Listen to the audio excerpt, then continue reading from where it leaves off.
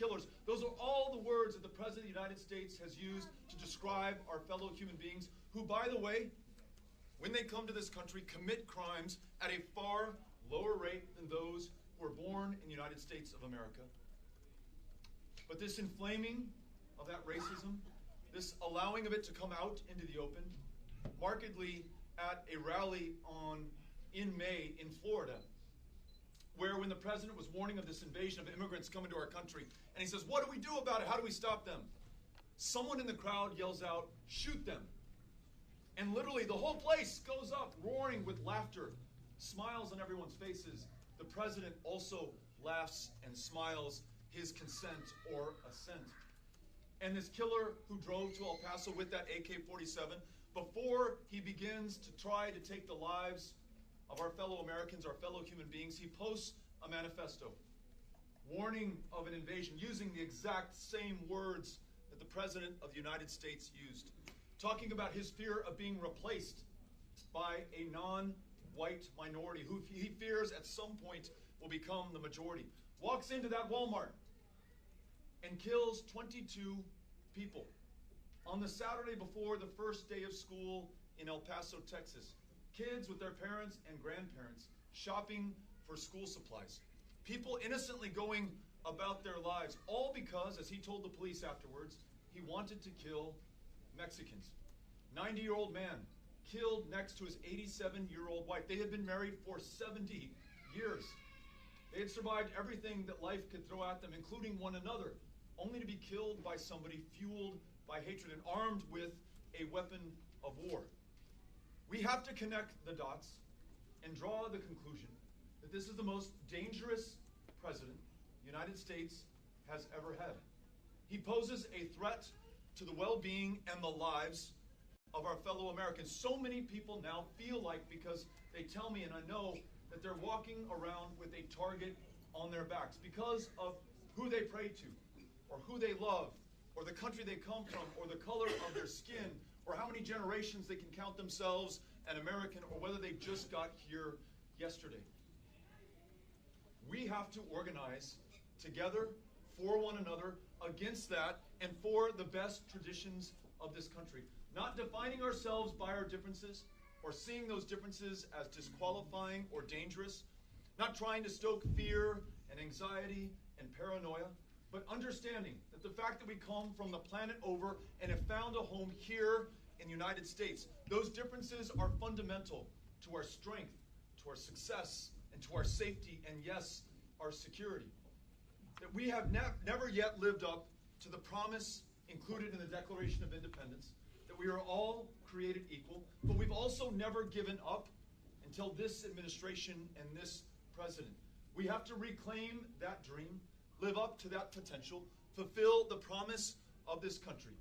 And lastly, I think it's really important to understand that everything that we care about is connected to everything and everyone we care about. When we fail to make progress on healthcare and leave it as a function of luck or circumstance or privilege instead of a basic human right, when people are having to work 2 or 3 jobs just to get by in the greatest economy the world has ever seen, when we fail to successfully confront climate change and leave people on the front lines of a warming planet, the anger that they can justifiably feel, their frustration at our dysfunction, will be used by a demagogue like Donald Trump and directed against the most vulnerable, the defenseless, those who do not have a voice or a defender in this great democracy. So we must make progress on all fronts, and the only way to do that is to bring everyone in. And that's why I'm here today. That's why I'm traveling the country. That's why I'm running to serve you as the President of the United States. And I'm grateful for your time. Thank you all for having me. Really appreciate it. I would love to take some questions or comments if that's okay with you. Firstly, thank you once again to Amy and to Beto for visiting us and honoring us with your presence here today. So what we'll do, inshallah, right now is we'll take some questions. I've been told due to the limited time that we have, we'll take a maximum of 4 questions. So after those questions are done, then what we'll do is that those individuals that would like to take pictures and meet Beto and his wife, we would ask that you line up over here in a uniform fashion so that we're not rushing we're not, creating a fire hazard of any sort. So please, if you have a question, please raise your hand, and I'll come to you first. I saw his hand first, so I'll come to him.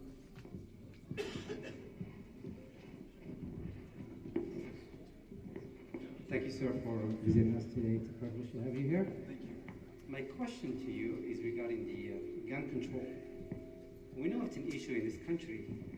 President Trump has been able to bypass so many politicians with a stroke of a pen to, with an executive order, to pass so many laws, so many things that he wanted to pass that he couldn't do it by himself. Why is everybody so afraid of the NRA? Why couldn't, as a president yourself, how would you be able to fight them and pass the gun control laws that we need in this country to eliminate some of the ammos that exist on the street? Yes, thank you for asking. Question is, why have we done absolutely nothing about the fact that we lost 40,000 Americans to gun violence last year? The 22 people killed this year in El Paso, Texas, the 7 who were murdered with an AR-15 in Midland and Odessa just last Saturday. The suicides by gun, 22,000 a year that we see in this country, and the deaths that happen 1 or 2 at a time, so commonly, so numbing that they failed to even make the headlines of the newspaper or the nightly news. You mentioned the NRA. Their ability to purchase the complicity of members of Congress, or their silence in the face of this tragedy, goes a long way towards explaining the result that otherwise would be inexplicable. I do not take money from the NRA. I don't take money from any political action committee. I don't listen to them. I listen to people. The judgment I fear more than any other is that of my kids, who go to school afraid that a gunman is going to walk through that door and take their lives or the lives of the teacher who's sacrificing so much for them already. So we propose not only universal background checks, red flag laws that would stop a gunman before it is too late, ending the sales of weapons of war, but also buying back the AK-47s and AR-15s that are on our streets and in our homes right now, having mandatory licensing and registration for every gun that is owned and held in the United States. And the political question you ask, how are we going to get that ambitious agenda done when we haven't gotten anything less ambitious done in the last 30 years? That is to go and listen to people where they are. Not just Democrats, not just non-gun owners, but Republicans and gun owners, non-gun owners, Democrats, independents alike. And that's what we've been doing. And what we have found, this will come as no surprise to you, that those who own AR-15s and AK-47s also have children. They're also concerned about their welfare and their safety. They also understand that what's happening in this country should not be able to happen, or else we come to the conclusion that we are inherently evil and that this is our fate and our future and our lot, and they're not willing to accept that. So as I've listened to them, I have found that there's more that we agree on than we disagree on. There's a political will and consensus. It just needs to be reflected by our leadership in the White House and in the majorities that we must produce in both the House and the United States Senate. And if those current representatives will not listen to their constituents, I am confident that there is the public pressure and the political will and the sentiment of the people of this country to force them to do the right thing. So I'm confident, based on the people that I've listened to, the travels we've made, that we can do this, and yes, that I would sign that into law. The executive order. And yes, and we would start day one by executive action, ensuring that this is treated as the national emergency that it is, directing funding to buy back weapons voluntarily at first, because that's all we can do by executive action, and then we will mandate it through an act of Congress. Thank you for asking. Appreciate it. Thank you. We'll take 3 more questions. So I see his hand up, and then we'll take 2 more after that.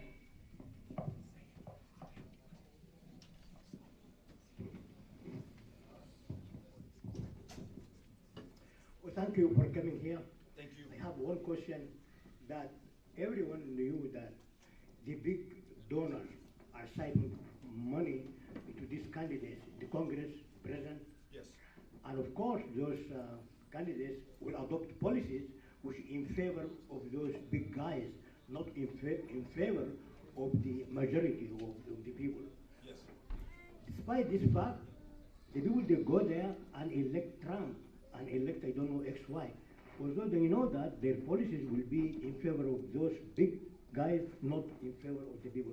Why these other people don't adopt another policy? Don't give them, give these other people. Thank you.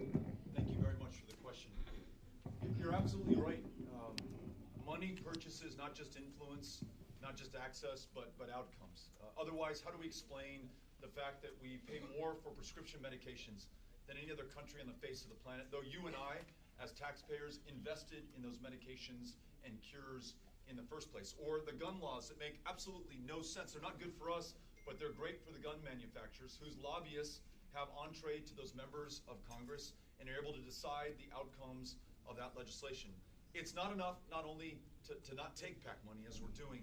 We've got to make sure that we pass legislation that prohibits elected officials and those running for office from taking PAC money. So they're listening to you and your neighbors and our families and our communities, and not corporations or special interests or political action committees. And then your specific question about Donald Trump. I think we have to draw these connections, not only the rise in hate crimes in America that we're seeing against the Islamic community or the Mexican American community or any number of communities given the president's rhetoric, but to those farmers in Iowa that we've been listening to, who are no longer able to sell to China thanks to this trade war and the tariffs that the president has put up, who are already sinking in debt and now are overwhelmed and are having to sell their farms. Those steel workers who were promised the moon and who are now losing their jobs. Wage earners who saw their wages only increase 0.5% last year, despite the largest tax cut in U.S. history that really resulted in a tax increase, about $1,000 per household. We've got to make those connections clear, connect the dots, and then help people decide that there is a better future by supporting someone who will involve every single one of us in the solution. No PACs, no lobbyists, no corporations, just people. Thanks for asking the question. Appreciate it. One question here, and we'll take one more after this one. Thank you for making the visit. Like to know, have you been briefed on Kashmir, the part in the Indian subcontinent? The Indian government has suspended their autonomy, and more than 2 million people have been under curfew. So no news, no health care, and no access to basic civil rights. Right. And what are your views on it? And if elected, how would you resolve that issue? Thank you for asking a really difficult question. And I think this is an opportunity for the United States and our foreign policy to reestablish our stature and our standing in the world. We used to stand up and stand for something, and especially those oppressed minorities around the world who were not given voice or were very often persecuted or ran the risk of being exterminated in the countries that they were. You mentioned what is going on in Kashmir. We think about the Rohingya in Myanmar, the Uyghurs in China. We think about what Mohammed bin Salman is doing to the people of Yemen right now, precipitating the next great humanitarian crisis on this planet. And the president, in many of these cases, turns a blind eye or turns the back of the United States, and in other cases is actively helping these dictators and these thugs to do this to our fellow human beings right now. So we must stand up and use our relationship with Prime Minister Modi, for example, to make sure that he's accountable for the actions that he's taking. We must call out the rise of nationalism in all parts of the world, including the United States, and understand with the rise of nationalism comes the suppression of minorities in those countries. And then we've got to look ourselves in the mirror and acknowledge what we're doing here in this country to minorities who do not pray like the majority, look like the majority, come from the countries that the majority comes from today. The fact that in white America there is 10 times the wealth that there is in black America, that we have the largest prison population on the face of the planet, bar none, and it's disproportionately comprised of people of color. In other words, we need to make sure that we get our house in order so that we have the moral standing to help the people in Kashmir, to help the people in Myanmar, to help the people in China and the world over. But yes, that would be a priority of our foreign policy, to reestablish the standing of the United States and to help those oppressed minorities wherever they are around the world. Thank you for asking. Thank you very much. And a final question to get right in front. So grateful that you're here. Thank you. My husband has Beto or bust on on his Facebook. So I'm glad that you guys found time for each other too as well in New Hampshire. I wanted to ask you about the Electoral College because in spite of the popular vote being won by Hillary, we lost the election. So what are you doing to reach out for the black vote as well as to reach out the red states? You are from one red state, hopefully turning purple and blue at this point. But that scares me that with the Russian interference in the election and the Department of Justice being under bar, we are not really prepared for anything like that happening again. Great question. And, you know, if we could, we would abolish the Electoral College, or many of us who see it as inimical with true democracy in this country. One person, one vote, being able to decide these elections by the popular will of this country. That's not likely to happen anytime soon. So your question is, what do we do in the meantime? And to your point, we go to the bluest places in the country to make sure that people are not taken for granted, that we don't presume how they're going to vote. Give them a reason to, because we've given them a chance to tell their stories and participate in the conversation. But in addition, we also go to the reddest places in this country to make sure that no one is written off. Everyone's given a chance to participate. Last week we went to Bland County, Virginia. It's in the southwestern part of the state, not too far from the coal mining part of our country. No candidate for president from either party has ever been to Bland County before. And so to all of the people in Bland County who showed up, all 13 of them, at least we had a chance to introduce ourselves, and I had a chance to listen to them and make sure they understood what those issues are, and to make sure that they know that they're going to be part of the future of this country, that we're going to transition those coal jobs, we're going to protect their pensions and their health care, we're going to make sure that they know that they count and that their children matter and that they will have a future in this country. That's how we fight for every single vote. We concede absolutely no part of this country to anyone. And it reminds me very much of that Senate race that we ran in Texas, showing up to places that had not seen a Democrat in decades, going to a place that had not seen a Senate candidate since 1948 when Lyndon Baines Johnson showed up as a member of Congress to listen to the people that he wanted to serve and to represent. And at the end of the day, though we did not defeat Ted Cruz, we won more votes than any Democrat had in the history of the state of Texas, won independents, importantly, for the first time in decades, won nearly 500,000 Republicans, flipped 2 seats of Congress, elected 17 African-American women to judicial positions in Harris County, literally changing the face of criminal justice in our most diverse city in the process. In other words, I know that this works, and for that reason, I'm running this campaign in the same way. Yes, we're in New Hampshire today, and of course, we're in Iowa and South Carolina and Nevada, the first 4 states in the nominating process, but I've also been in Arkansas and in Mississippi, in Oklahoma, in Kansas, in Missouri, in other states that very often are not included because they're not early enough in the selection process. We're going to them, and they're coming out.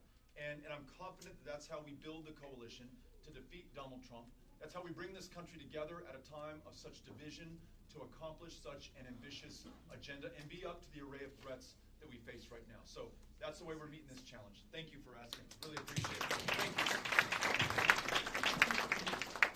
So right now, that's what we'll do for questions at the moment. On behalf of the Islamic Society of New Hampshire and the Board of Trustees, we can't thank you enough for taking the time out today. Please give another round of applause for our guests. And also your wife, Amy, members of your staff, Soham and Ali, and I'm sure I'm missing a lot of names of individuals that have come, and members of the press and your staff. We're delighted to have you here. We have some food for you, so please, our community is very hospitable. You don't ever leave on an empty stomach, so you must fill your stomach and then leave wherever you're going. So I'd humbly ask all of our community members that if you'd like to take a picture or ask a question in person to Beto or members of his staff or even meet his wife, please line up in an orderly fashion so we can move quickly. Our guest has a hard stop at 2:30, so please respect and honor that time. Thank you very much. Thank you.